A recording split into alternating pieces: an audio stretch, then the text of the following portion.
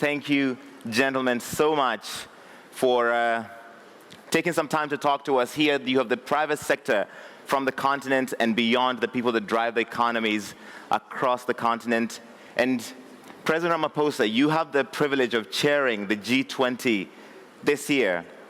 And there are many people here, private sector, governments, who are hoping that because you're in this pole position, you can advocate for the extension of AGOA, the African Growth and Opportunity Act, quota-free, tariff-free access to the US market, in a time when the opposite is happening.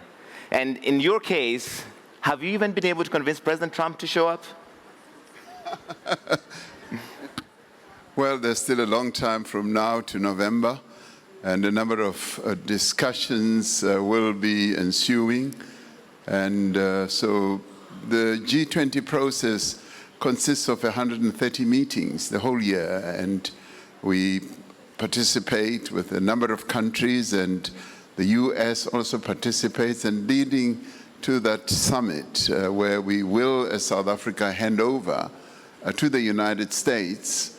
One would hope that it will all happen seamlessly and in an ordinary and well-managed manner. So we will see how this whole process will end up.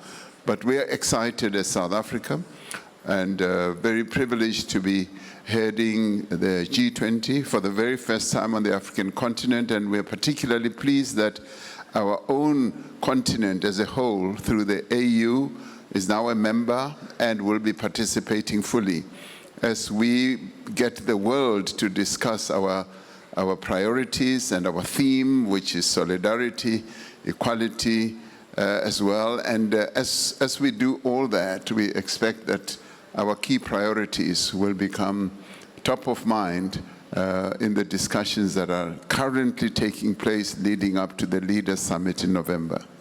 Thank you, Mr. President. And we are joined on the stage as well by His Excellency Mohamed Ould Ghazouani, President of Mauritania. I'll come back to that in just a second, President Ramaphosa. But President Kagame, when we spoke in February, at the beginning, shortly after President Trump took over power, you said you supported the cuts to aid, that we as Africans have to be self-dependent. We can't rely on other people to fund our development. A lot more has happened since then that in some ways threaten our economic advantage as Africans. Do you still support largely what President Trump is doing in resetting our relationship with America and forcing us as Africans to step up? Well, thank you, Rari. I think we have to put everything in a context. Whatever President Trump has decided, or whatever anybody else will decide in the near future, there is a history to how we've been going about things for decades as Africa. So it isn't like we should just wake up one morning and because of what somebody has done that affects us, we should have been building up the momentum in terms of what we need to do to make Africa self-dependent and resilient, and also in how Africa works with other continents and other countries. So that is the context. So in this case, it is as well that President Trump decided to do what he did, if that was only to add to many other reminders or things that should wake us up to, as Africa, be able to do what we ought to do. And there are many opportunities. We always talk about potential of our continent. But when do we realize really what this potential is all about in reality? I think that has always been the question. And that comes back to us as a continent, as a people of this continent, to take the bull by its horns and deal with the problem. So we can't keep depending on what others are saying or doing about us. We need to be working with each other and other countries on the global stage that offer what we need, and we as well offer what they need. I think this is the context. You have been an advocate, President Kagame, of reforming the African Union. Is it, as currently set up, the vehicle for us, our aspirations as Africans, when, for instance, you've been critical of its role in mediating in the conflict that you have with your neighbor in the DRC, in the Rwanda process, in the Nairobi process, and the best results appear to have come from one meeting you had with President Tshisekedi in Qatar.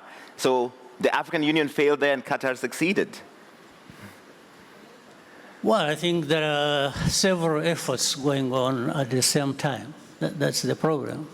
And even that one we are talking about, whether it is Qatar or the US, or we can't say we have succeeded. Everyone is trying. And again, it comes back to us, really. If you look at what we've been doing on our continent, much progress has been made. I think we can't say nothing has been done, generally. Whether it was to do with the reforms, and I think Africans have come together. They have defined things and speak with one voice increasingly. There is significant progress. But most of these developments that have been happening in the last decade, as I said, remind us that there are things we need to do that we haven't done. So if you look at it at the African Union level, I remember when I was the champion of the reform process, there are things that were discussed on the continent. For example, the peace and security facility that was put in place. Because it was put in place to avoid being fully dependent on external funders, because that has been the case. In fact, this is similar to what happens in other areas in different countries. We find we depend so much on the external partners and forget ourselves to put in place what we really have to do and can do. So that is progress. And then, so in terms of peace and security, and again, you look at the whole continent, you find there are many trouble spots in different areas. All kinds of efforts going on, back and forth, succeeding in some places, not succeeding in others, and continued efforts going on. Again, these are some of the areas, because of the past and how we have handled our own affairs, that we are all of a sudden reminded that we can't do all things by ourselves, Right. and revert to these partners. In other words, in any case, it doesn't, even if we're able to do things ourselves, we still have to bring in partners who have what to offer. But we have, as Africa, to be able to define which direction you want to take, and not entirely depend on what these people are contributing. All right. President Ramaphosa, you wanted to jump in. Yeah, on the peace process, particularly in the conflict that's been happening on our continent, and particularly in the Eastern DRC, I'd like to compliment rather than contradict what President Kagame is saying. The processes that have been happening on the continent, either the Nairobi process or the Rwanda process or the AU process, have been very, very essential in building a foundation of peacemaking and also confidence building, up to and including agreements that have been reached for a ceasefire between the belligerents up to and including the withdrawal of, say, the SADC forces as they are withdrawing now. I mean, people may think that President Kagame and I are in conflict, and some of you may have thought that there's going to be fireworks as we're sitting close to each other. It is wonderful to see you agreeing and not contradicting each other. You're all thinking it. So all these efforts have been building a very strong and firm foundation.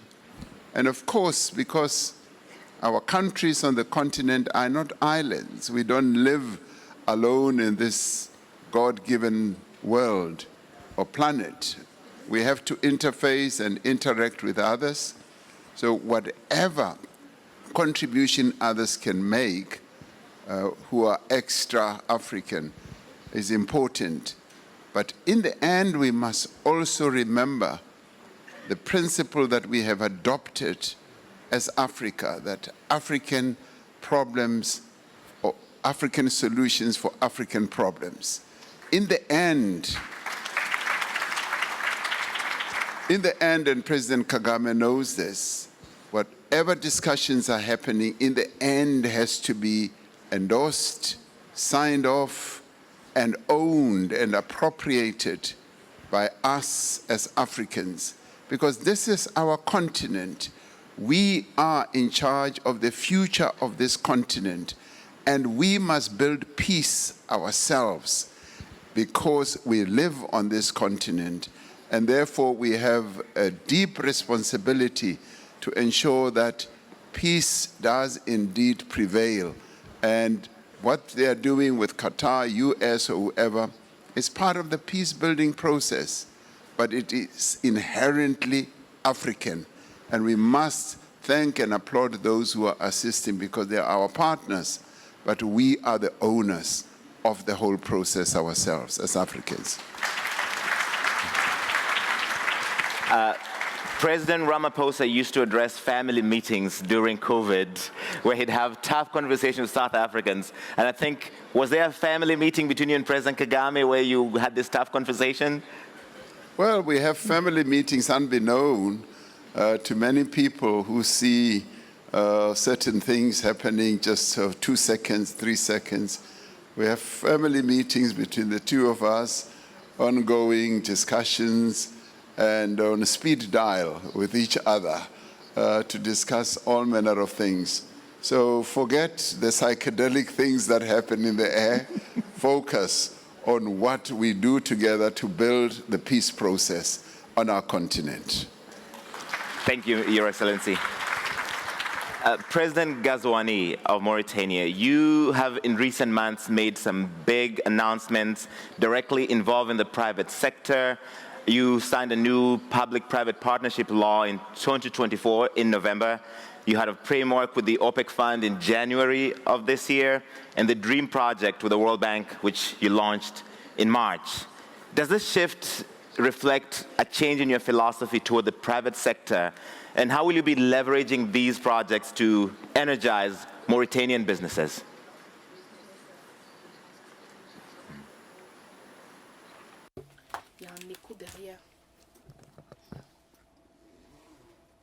Thank you very much.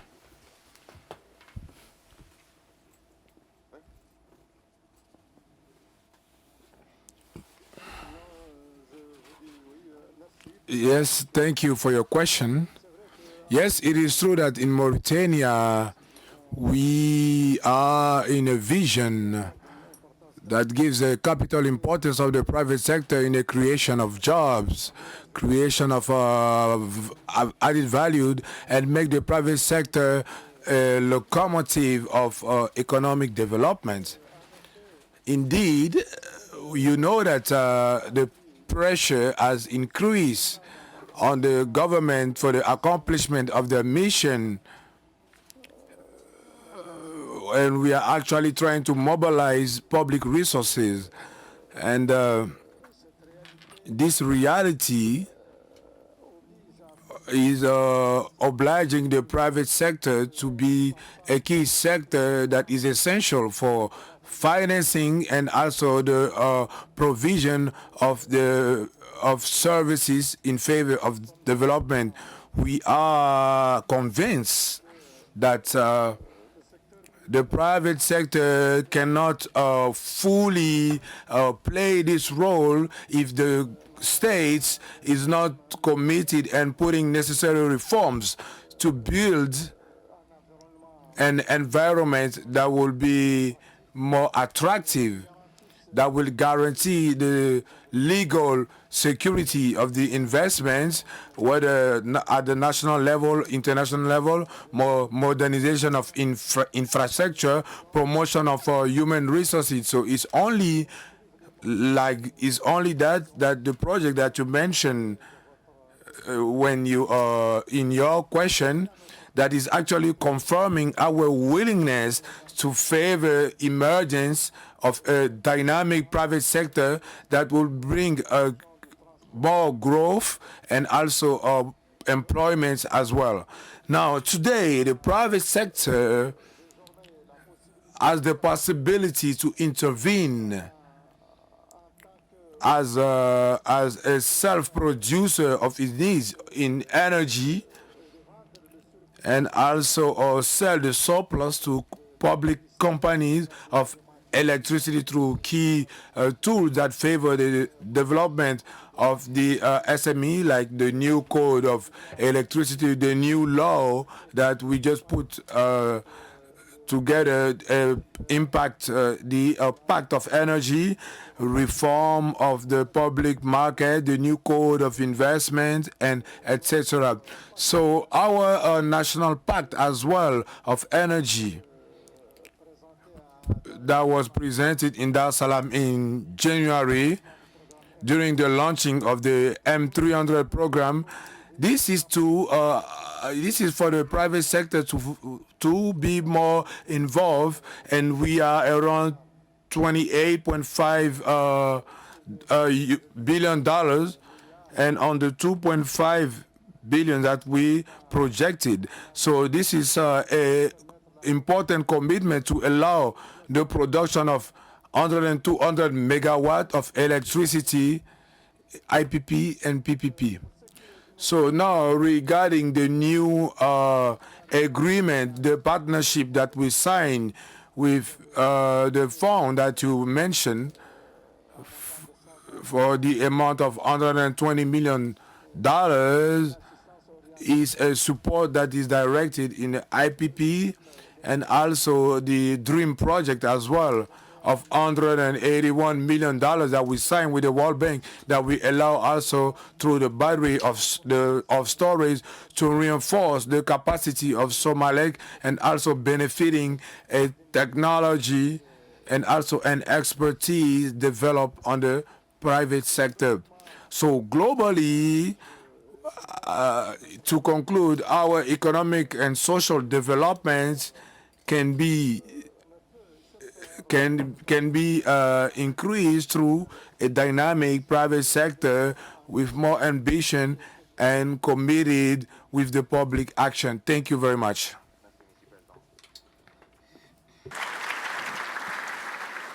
And Honorable Vice President, a few days ago, the African CEO Forum surveyed some of the private business leaders who are in this room and who are participating, and they asked them whether or not they felt that the African Continental Free Trade Area, or le cadre en français, was having an impact on their activities.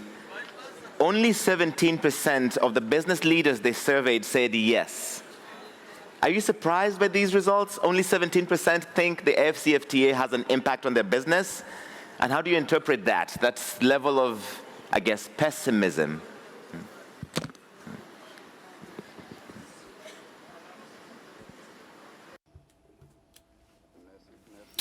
Thank you very much. I would first like to express my gratitude to the President Ouattara that allowed me to be with his colleagues here in this panel. You mentioned that in the private sector, we are realizing that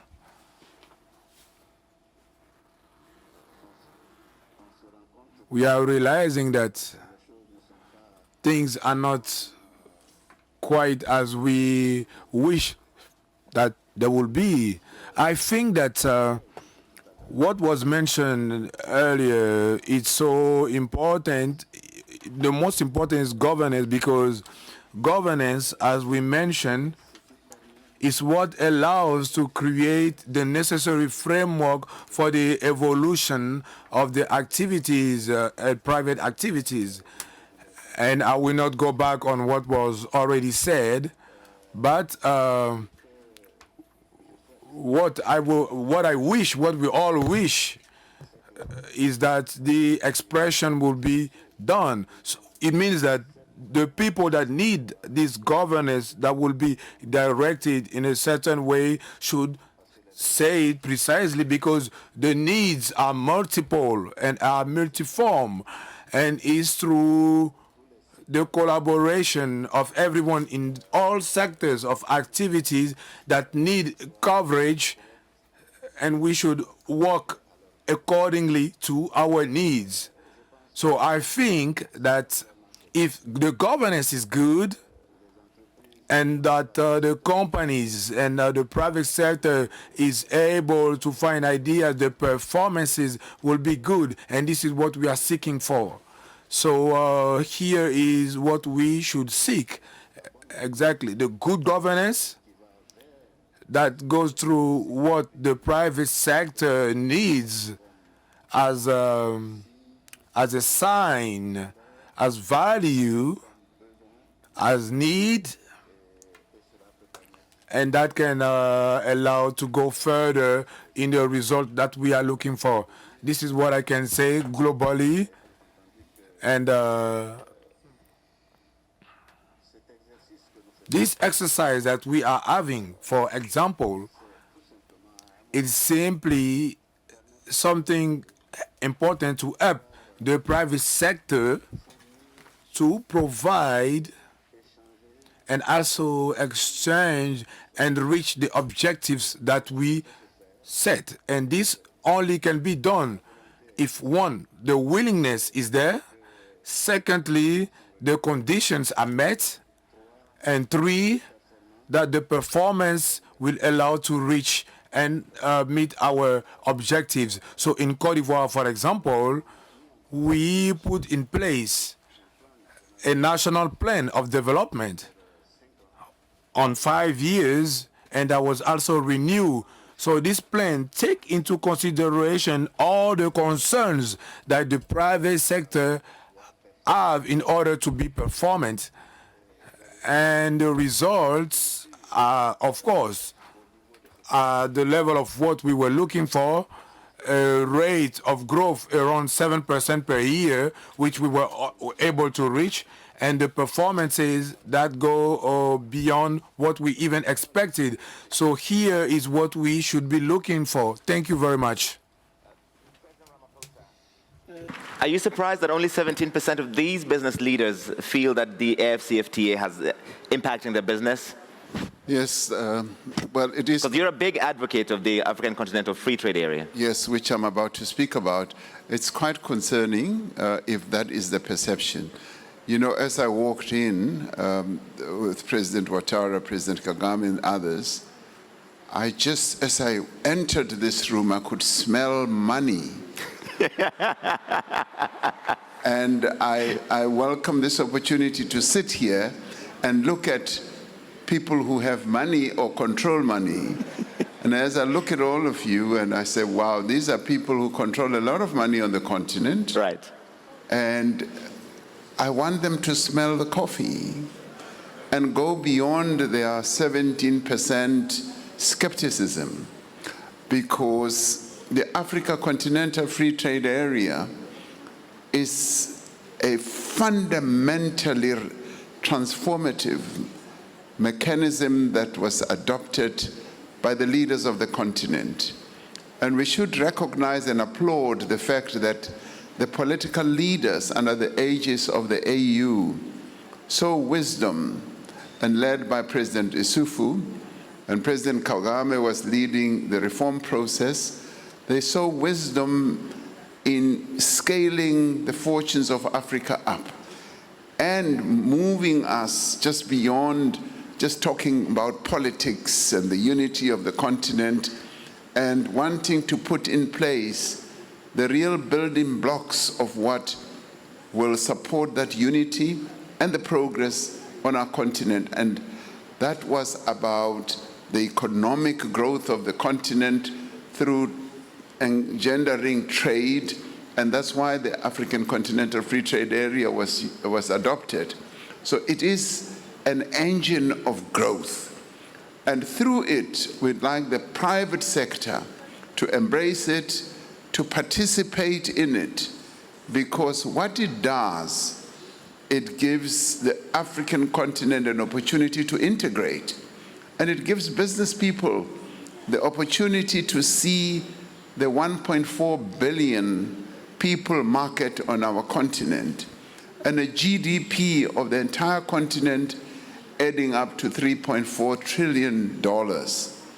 Now, with this agreement, we're then able to get the private sector working with the public sector to embark on meaningful projects such as infrastructure, because for trade to have meaning and to happen on our continent, infrastructure projects must be embarked upon. Roads must be built. Our airlines must work properly. Our ports must work properly. Our rail network must work properly. And this is where the private sector can then come and partner with the public sector, where we can work together. And the public sector is keen, having established or inaugurated the African Continental Free Trade Area, in integrating the continent. I saw the integration of the continent during COVID-19, when together as a continent we integrated ourselves when it came to personal protective equipment, and we set up a supplies organization or platform where we bought things together as a continent. And then we came to vaccines, when the West just kept on supplying vaccines to us, and President Kagame, President Macky Sall, myself, and many others then said, we want to make our own vaccines. And then we started a process of integration of things like vaccines into Africa. So we started seeing integration. And what has that led to? A number of businesses being established. So what I'm saying is, we would like the private sector to follow in tandem with the public sector to embrace the AfCFTA and also be active participants. Now, what the public sector will do is to de-risk, particularly when it comes to infrastructure projects, to de-risk a number of these projects through, obviously, the sovereign financial systems that we have in each country, and allow the private sector to participate. So we are twins, we are pods, and we need to work together. And I'd like to see that 17% skepticism whittling down. Right. This is a platform that the private sector must be active in. And the other benefit they will get is that it leads to institutional capacity improvement.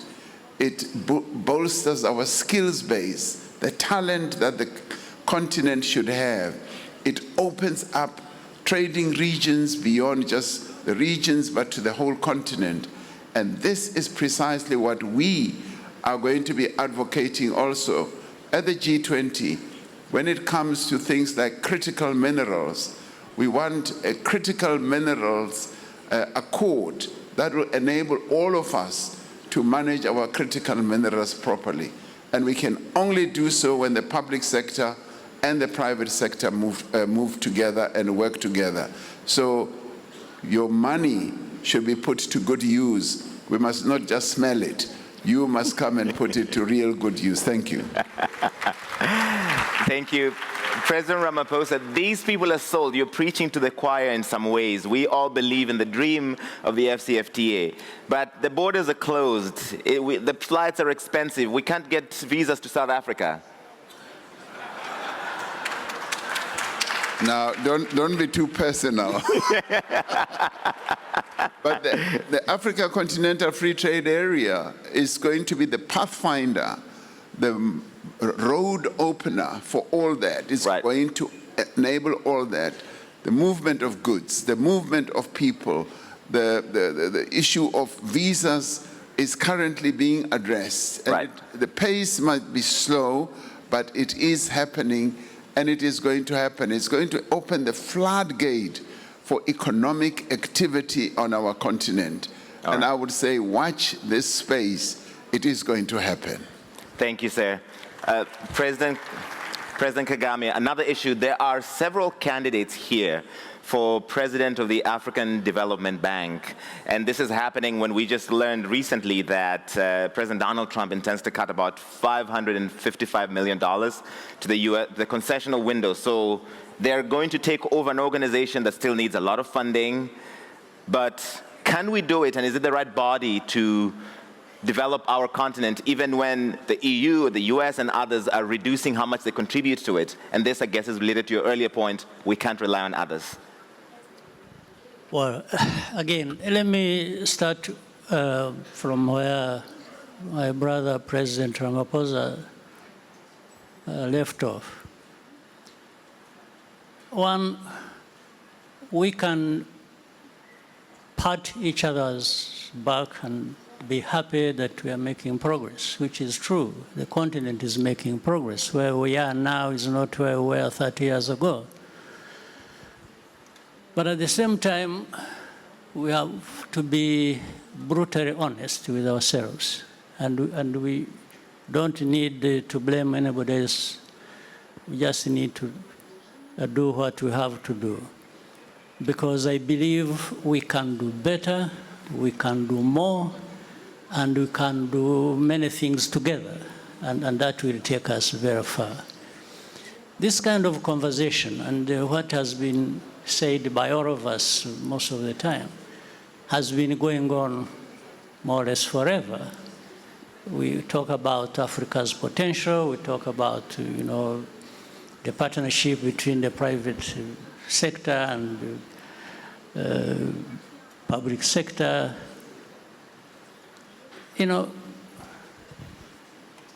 As has been said, it's about resources, it's about money, it's about what we do in terms of investment. So we can't just appeal to the private sector to be part of that process, to join with the public sector and do what we need to do without incentivizing the private sector. Because there is a lot government can do to create these incentives. And that, it's about regulation, it's about laws, it's about all kinds of support that, and of course, a secure environment. We talk about good governance, we talk about earlier accountability was being talked about. These are real things that matter, and we should be making sure. If we don't, even to the question you've raised, we won't be making progress. Because, for example, let me go straight to the question. The cutting of budgets, cutting of aid, cutting of all kinds of things. And all of a sudden, we Africans, we wake up to this reality when it has been there so many times before, and we start scrambling. What do we do? No, what we need to do is what we should have done many years ago, and still we can do it. There is a mentality out there, it's sort of a mindset in our continent, that somebody out there is going to foot the bill of our development. And that has undermined our effort to contribute as much as we can ourselves for our own development. So what we need to do, I mean, we need to do what we started doing. The frustration here for me is, we talked about how I championed the reform and worked with many other leaders on different subjects. But there is a sense of frustration that what we have agreed, even at a continental level, involving all leaders and how regional communities should work, with the AU at a continental level, is not implemented. The systems are so bureaucratic that you imagine they live in another world, not this one that is so harsh to us that we need to be doing certain things certain ways without expecting that somebody will always be kind to us, and that's what we depend on almost forever. I'm saying this out of experience. I have lived in my country, and I see many other African countries go through that. So on one hand, there is everything in our hands to do whatever we need to do and benefit from that. On the other, we are expecting that somebody else will come and do what we need for ourselves. Right. So how can this go on forever? We have the knowledge, we have the vision, we have everything. We have resources, and we have organizations, we organize, we have. Africa should be far ahead of where we are now. And we shouldn't take any comfort that some progress has been made here or there. We just need to do what we have to do. Right. Yes, and we have all the means to do it. So we are actually our own problems. So if we addressed ourselves to this matter, that we need to work together, that we need to, we export raw materials, all right? Right. And then import the finished product. Finished products. We export talent and then get experts coming to give us all kinds of things. Why don't we retain this talent and let the talent to do what we need them to do for ourselves? So it's a much deeper conversation you must have, and sometimes if we have to wash our dirty linen in public for the sake of making progress, then we still have to do it. But there is a sense of frustration that you cannot simply be comfortable about. So again, what President Ramaphosa just said, for example, the efforts here and there about our situation when COVID struck. After that, I was given the responsibility to champion the domestic financing for health. Right. Some of these things we can, and you find in the mindsets of many people, they expect that somebody will do the funding. We can't tap into our own resources to the level that is required and to do exactly the things we agreed we should do, and some of us have tried to do, but it's not enough. Right. We need as many countries get involved on our continent as possible. All right. So I think there is more conversation to be had, and we should have it, maybe not on the stage like this. We need to be brutally honest with each other somewhere in different rooms, and I can promise you we are going to contribute to that. All right. In fact, let me ask President Ghazouani about that, because you just finished your term as the chair of the African Union only 3 months ago. Do you consider the African Union still the vehicle for defending the interests of African countries when there's so much frustration about how slow and bureaucratic? You hear how President Kagame is frustrated. What was your experience, really quickly as we're out of time, Your Excellency?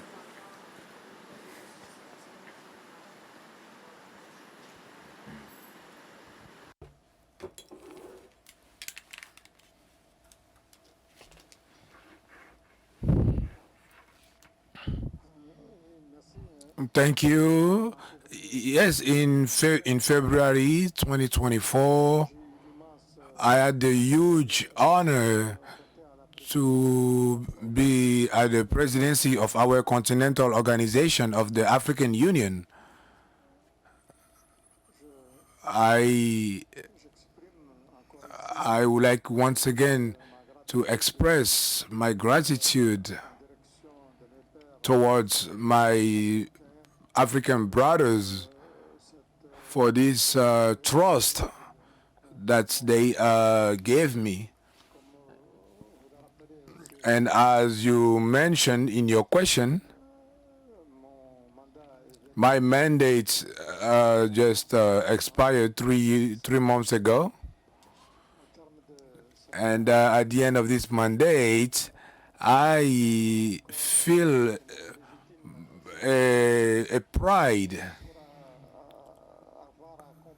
for what I accomplished as a duty of serving the African Union in the world context that is also really complex. And we saw all the regional and world tension. So my vision of this responsibility was always to carry our continent in its rich diversity, its history, in its assets, and also in the conscience of its weaknesses, and as a major actor at the international scene.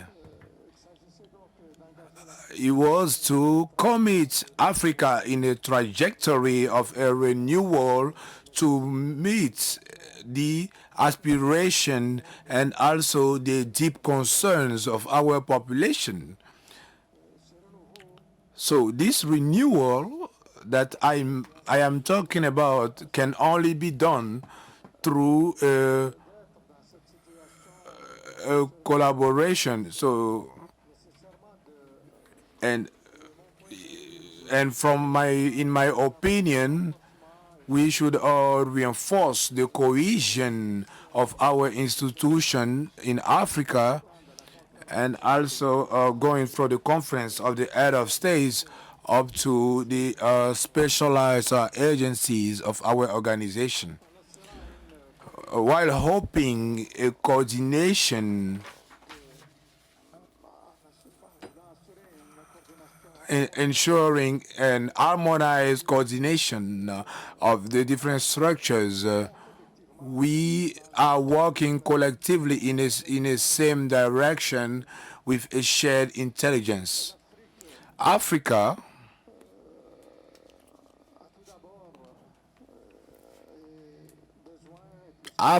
needs more and more a strong African Union that is more consistent, that is performing very well, and also functional.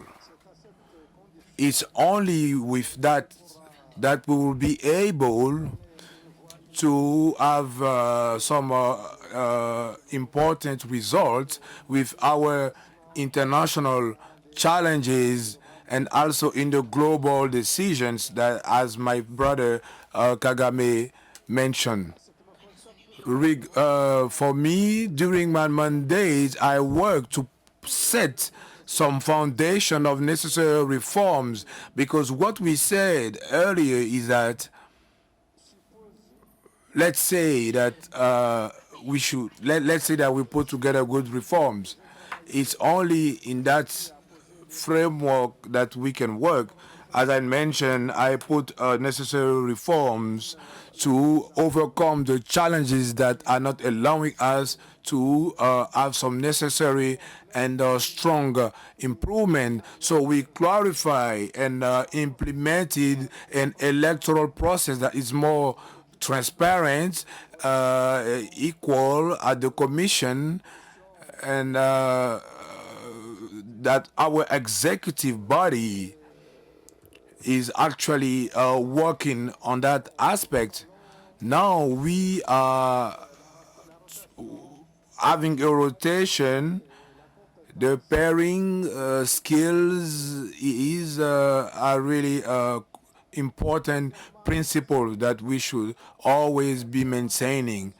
I think we were able to have a consensus on the definition of the different profiles required within the Commission.